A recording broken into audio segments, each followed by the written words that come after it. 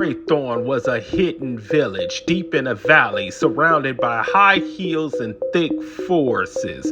For generations, the people of Graythorn lived peacefully, their lives tied to the rhythms of the land. The villagers were farmers and craftsmen, close-knit and protective of their home. Legends spoke of strange things in the forest, ancient dark forces, but fewer paid heed. The stories were whispered only around the fire after too much ale had been drunk. One autumn, everything changed. It began subtly. The air grew colder than usual and the skies darkened unnaturally early. A strange mist rolled in, creeping through the trees and curling around the village like a serpent. The animals grew restless and the children started waking from nightmares, their cries echoing through the quiet nights. No one knew what it meant, but unease settled over Graythorn like a heavy cloak. Then came the sickness. It started with a single villager, a farmer named Bran. He collapsed in the fields one morning, his face pale and his skin clammy. His breath came in ragged gas as his body shook violently. By evening, he was dead. The village was shocked by the terror had only just begun. Over the next few days, more fell ill, first a handful, then a dozen, until it seemed the whole village was gripped by the mysterious plague. And when the sick died, they did not stay dead. On the third night, the first of the dead rose. Bran's wife, Liana, had been sitting vigil by his grave when she heard the sound of something stirring beneath the soil. The ground split open and she watched in horror as her husband's hand burst through the earth, pulling his decayed body up into the moonlight. His eyes, once warm and full of life, were now cold and empty, glowing with unnatural light.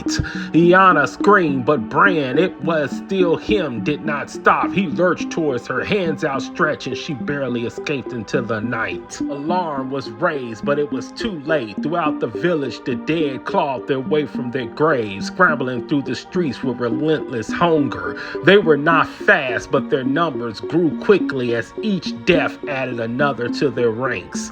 Panic swept through Greystone. The villagers tried to fight back, pitchforks, X, anything they could find, but the undead were tireless. No matter how many were struck down, they rose again, more ferocious than before. Doors were barricaded, windows boarded up, but the dead were relentless. By the fourth night, the streets of Graythorn echoed with the sounds of desperate screams and the eerie shuffle of the undead. The village elder, Father Hedrick, a priest who had long cared for the spiritual well-being of the village, gathered the remaining villagers in the church.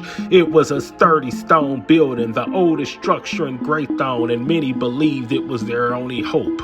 As the villagers huddled inside, Father Hedrick spoke of hope and light, of faith, stronger than the darkness, but even he could not hide the fear in his voice. The dead surrounded the church, their pale faces pressed against the windows. The villagers, trembling in fear, held their breath as the sound of scratching, moaning, and relentless pounding echoed through the walls. "Hold fast," Father Hedrick urged them. "The light of the gods will protect us.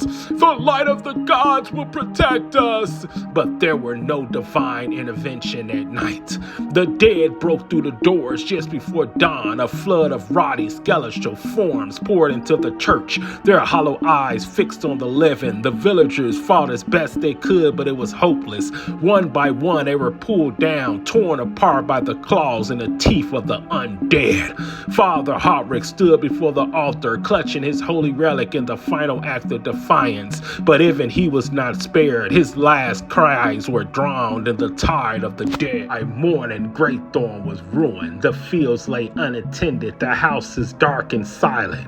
The once bustling village square was now littered with broken bones, their flesh gone and torn. The undead, now far outnumbered the living, wandered aimlessly through the streets as if searching for more to devour. But there was no one left to find.